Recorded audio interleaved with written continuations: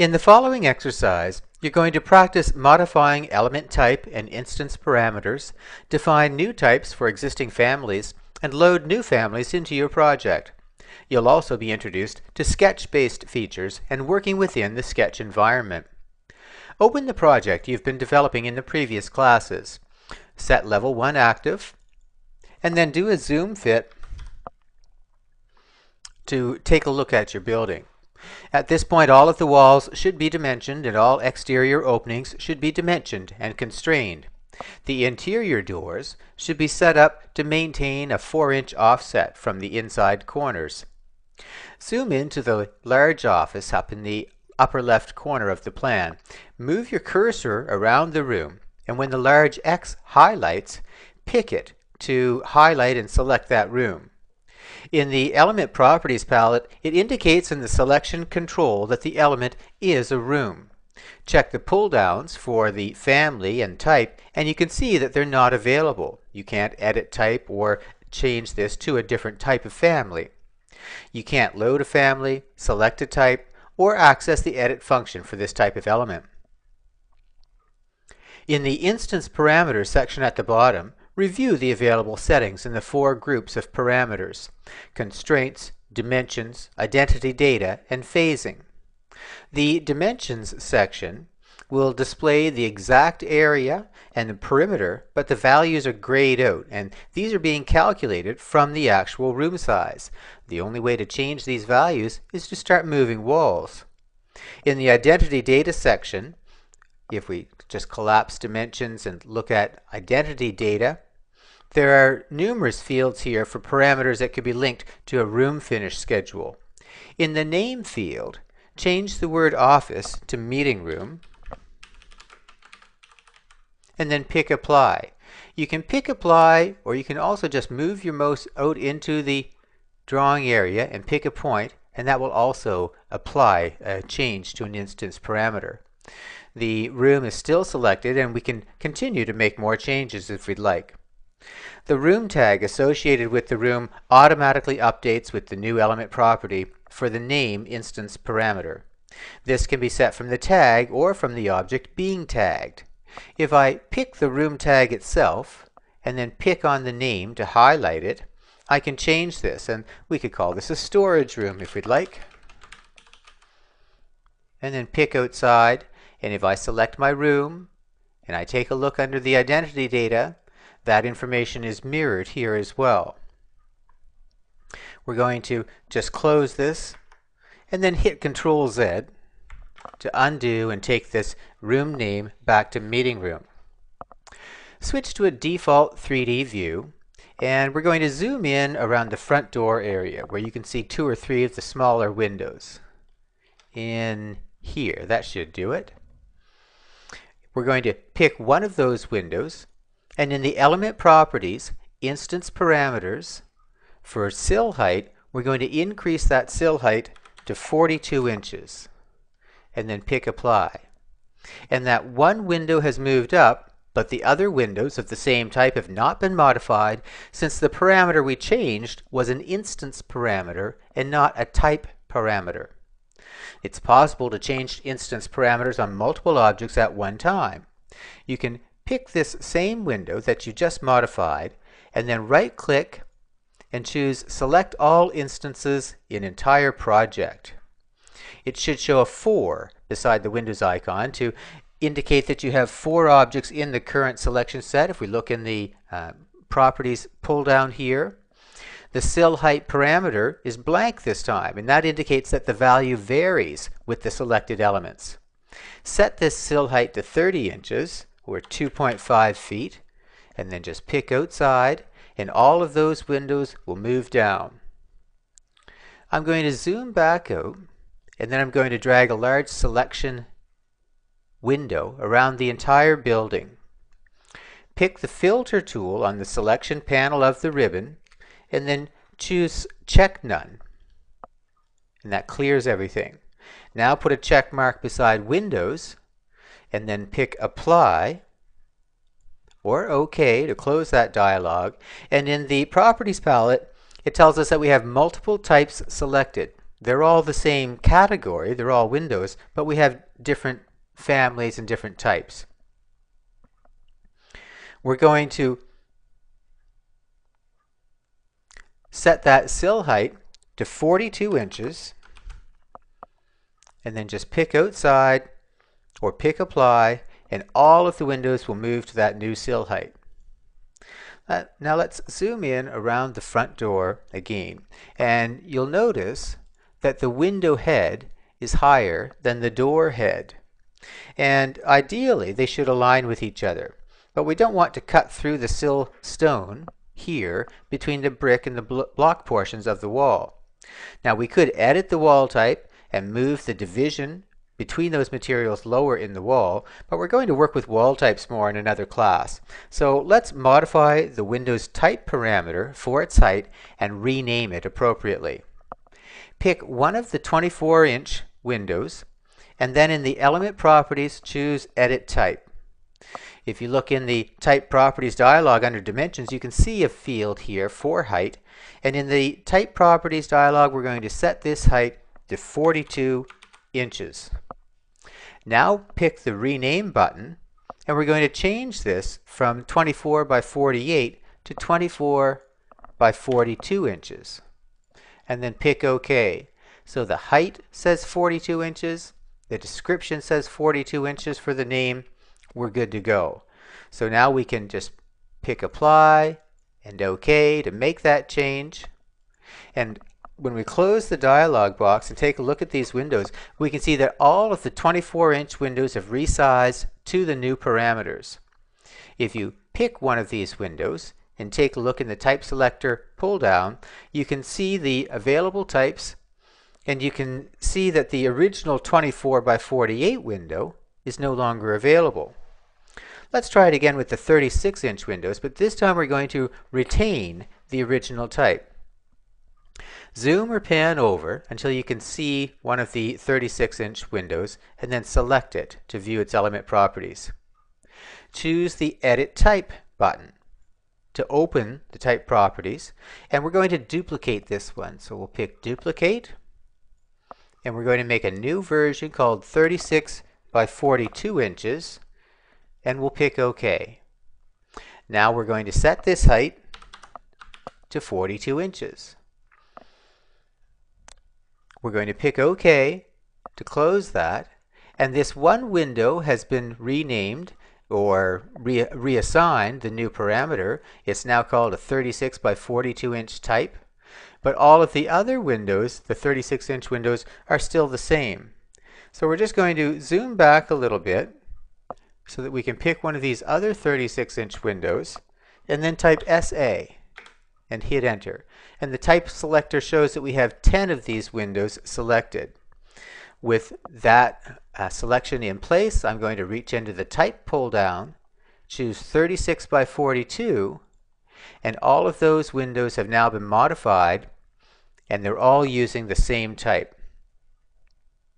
Let's go to the level 1 plan view, and we want to zoom into an area here where we can see two instances of both types of windows. So here's a couple of the 2-foot windows, here's a couple of the 3-foot windows. So I'll just zoom in and that will work fine. Now you can see that the sill element here at the bottom is running directly below the actual window sash, and it's situated almost flush with the exterior wall. We would like to inset those windows about 3 inches from the exterior brick face. If I pick one of these windows and then I view its element properties and pick Edit Type and change that window inset value here from 3/4 of an inch to 3.5 inches, and then pick Apply and pick OK, all of the windows of that type have now been modified. Now this one's inside out. Let's just pick this and press the space bar to get it to the correct orientation, and you can see that that window is shifted in that correct distance. We're going to make that same change to the other windows as well. So we'll just repeat that for the 24-inch windows. We can see that there are 4 here. I can pick any one of them edit type, change the window inset to 3.5 inches, and then pick OK. And all of those windows have shifted in as per the new parameter setting for that window inset value.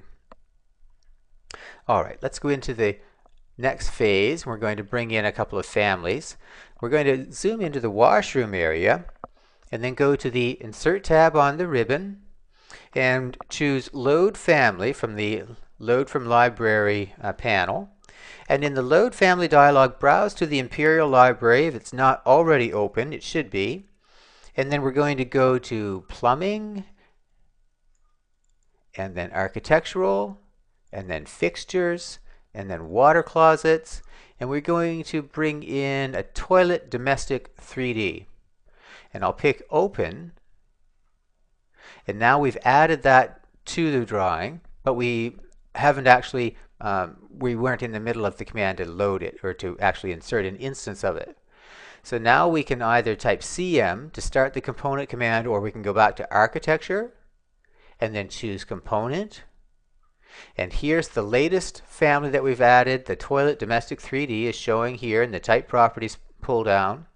And if I just pull my mouse into the area of the washroom, we can press our spacebar to rotate this in 90-degree increments, and we want to place it down here in the lower right corner. If I zoom in and select this, it will show some temporary dimensions, and I can use those temporary dimensions, and I want this to be measured from the inner face of this wall. I want this to be 18 inches. That's a minimum, 1.5 from an adjacent wall. And then the toilet itself, we want to place this so that the back of the toilet is 2 inches. There it is, 2 inches measured from the wall to the back of the toilet. And I'll just pull this over a little bit to get it out of the way. There. Now we're going to bring in a vanity. On the Architecture tab of the ribbon, this time we're just going to choose Component, and we're going to pick Load Family, and then we're going to go to Casework, and then Base Cabinets, and then we're going to pick a Vanity Cabinet Double Door Sink Unit, and I'll pick Open. And I'm going to bring this in, and you can see that as I get this close to the corner, it's going to snap in and cleverly align to the adjacent walls. And we'll just cancel to finish that. I'm going to pick this, and by default it added a 30-inch type, but there are more types, and we have several sizes, and we're going to change this to a 27-inch size. And then I'm going to pull this over, and I'll use the Align command to align this, but I'm not going to lock it. I'll just move it over to that position. Now we're going to add a countertop. It's a separate family, and I'll choose Component again, and then Load Family. I'll go to Casework, Countertops, and we want a vanity counter with a round sinkhole. So here we go, vanity countertop with round sinkhole, and I'll open this, and again we can pull this in and cleverly snap into that corner, and then just finish the command. Now this is much larger than the cabinet below, you can see that, and we're going to change this and reduce the size of our countertop by going to the properties in the dimensions value, and we have instance properties for this counter. So we're going to set the length to 28 inches, or 2-4, and we're going to change the sink location to 1-2, or half of that distance. If I apply, you can see it move over.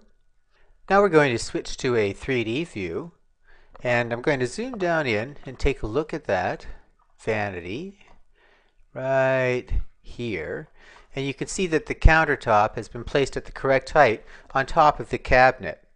If we check the properties for our counter, there's no height in the instance parameters, but if I edit type you can see that there is a default height in the type properties, and that's set at the correct height to sit on top of our cabinet.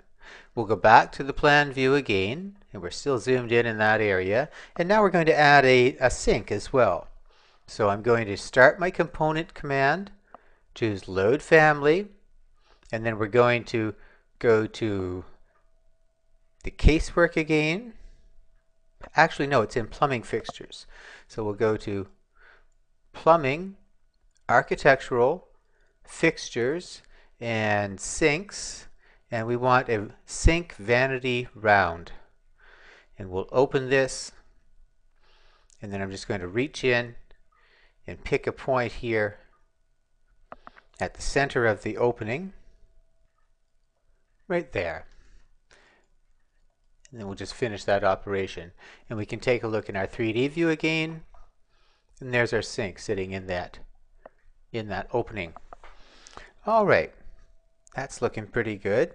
We've got our counter, we have our sink in place. Let's go back to that level 1 view in our plan, and I want to just see if I can shift this around so that everything reads clearly. You always want to try to make sure that dimension text especially, but room tags as well, is in a position where it's easy to read. Try to keep stuff from overlapping. And if that looks good, we're going to go over to our meeting room. Now, if there's a desk in this office still, or meeting room, we're going to get rid of that. And we want to bring in a conference table. If I go to my component tool and choose load family, and I take a look in furniture, under tables, we have a dining table, and we have a coffee table, and we have an elliptical table. Ooh, if that's big enough, that might be close. We have a rectangular table and a round table. We don't actually have a conference table. Let's go up one and another. And let's check in furniture systems. What's that? Shelving and pedestals and cubicles for an office environment. Still not quite what we're looking for. All right, let's pick cancel. There are domestic tables, but nothing suitable for a large meeting room table. Now, it would be possible to load one of those rectangular or elliptical or dining room tables and then create a new type, just make oversized dimensions to generate a 12-foot version. And we could even rename the family by finding it in the project browser and then renaming it. This would be a good practice exercise, and if you'd like, you can definitely try that on your own. But we're going to bring in a table from Autodesk Seek instead. So from the Insert tab on the ribbon, go to the Seek search panel and type in Table and hit Enter. And this is going to open the Autodesk Seek website and let us find some tables here.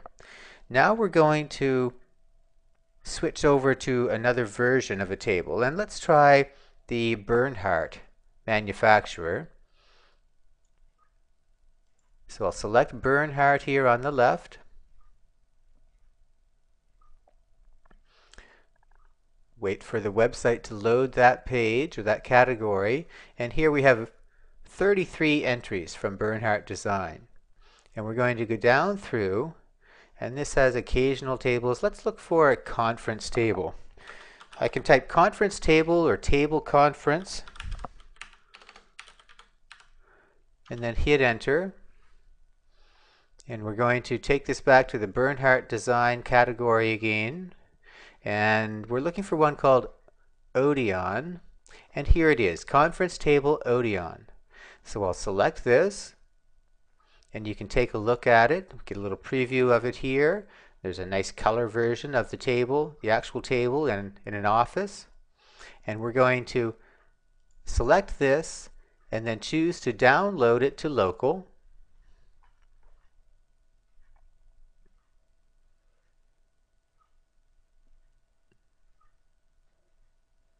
There it goes. And this is an RFA version, so I'm going to be able to just open it directly. As soon as it finishes downloading, I'll pick it. And Revit asks me if I'd like to upgrade it, and of course we do.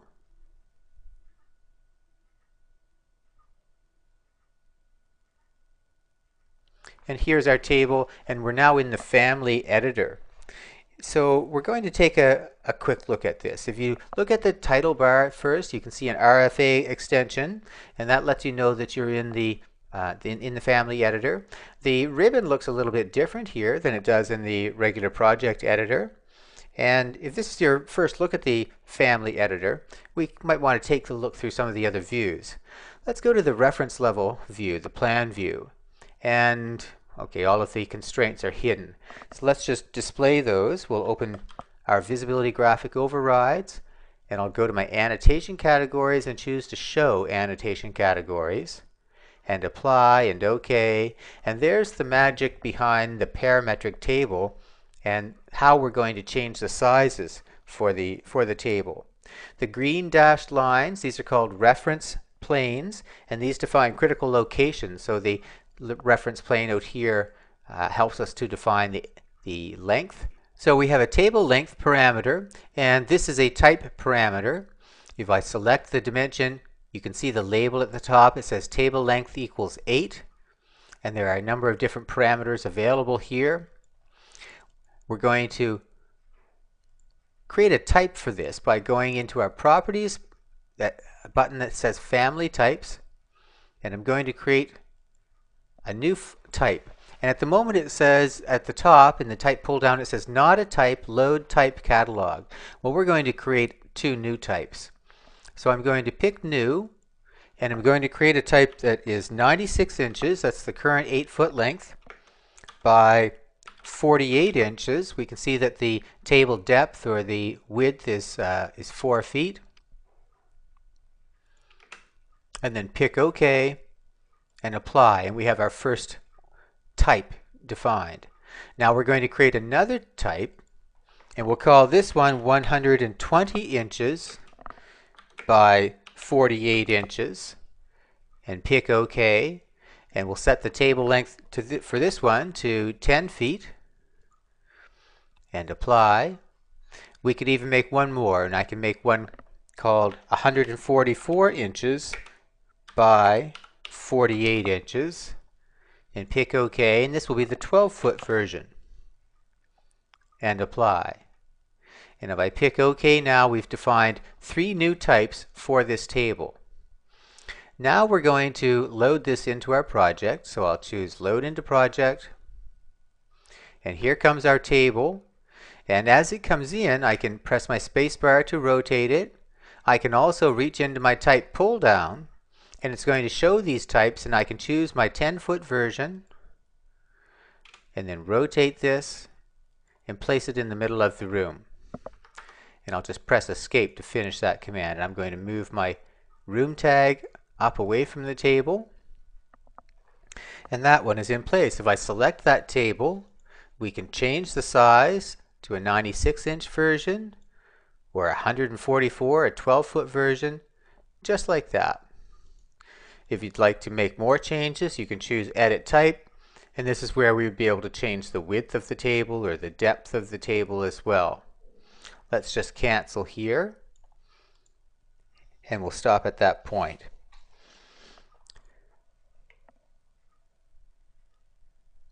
Now we're going to make a floor.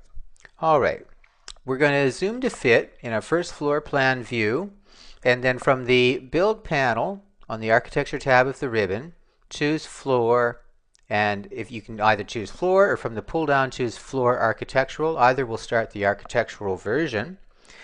And we're going to start the floor and then use the Pick Walls tool.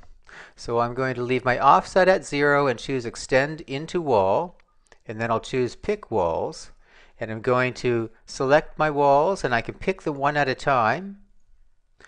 I can also do a chain selection by pressing Tab. That would also work.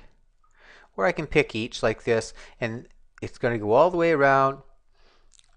Apply the sketch element to the outer face of the stud portion because we're extending into the wall.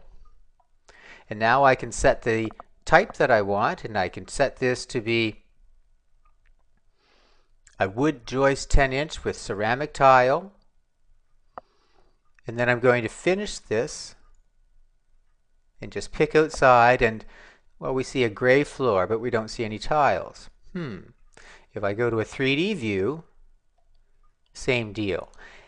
And it's because that particular floor type is not defined completely. It's not defined the material for the tile floor.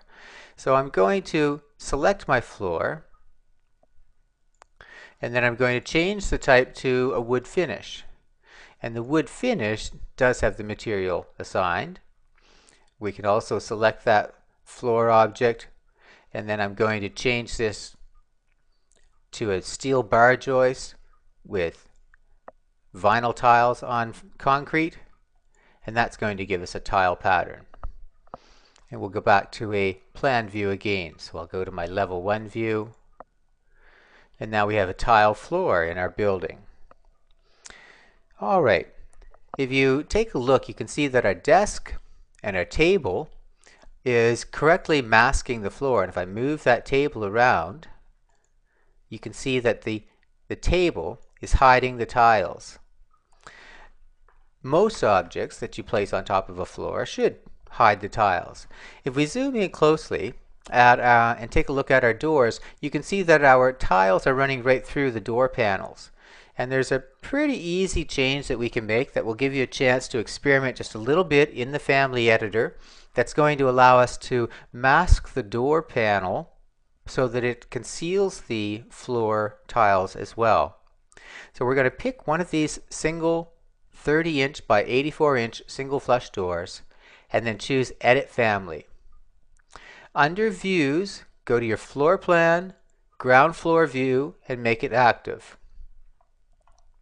Zoom in so you can see that door panel, and then go to the Annotate tab on the ribbon, and then from the Detail panel, use the Masking Region tool. And this takes us into a sketch environment. And again, we can create a sketch by drawing lines or by picking elements, or we can create a rectangle in this instance that goes from this corner to this corner. Now, after I trace that rectangular panel with a rectangular region, it shows 4 locks. If I lock this and this and this, now if I close that door, or if I change the size of the door by changing the type from a 30-inch to a 32-inch or a 36-inch, the masking region, which is the detail element that will hide the tiles, it will resize with the door, but only if these are locked. You have to lock these before you finish your sketch. Now I can finish my edit mode, and then we can load this into our project. We'll load this into Revit 1-3, and I'll pick OK. And it says that you're trying to load this family, but it already exists. What do you want to do? Well, I want to overwrite the old version with the new and improved version. And when I do so, now we see a solid opaque panel over top of our tiles. If I select this door, here's the test. I should be able to change this to another type or another size and have that masking region change as well, and it does. So I'll just take this back to the 30-inch by 84-inch door for now, and we'll zoom back out, and I believe that is as far as we need to go today. Now, because that change was assigned to the family, all of the different doors that are referencing that family are all using the masking region. So zoom back out, do a zoom to fit, and then save your project, back it up as usual, and we're going to be continuing in the next class with a discussion of levels and elevations, and we'll begin to lay out some views on sheets in preparation to finish up our first project. So have a good night, and we'll see you back here tomorrow.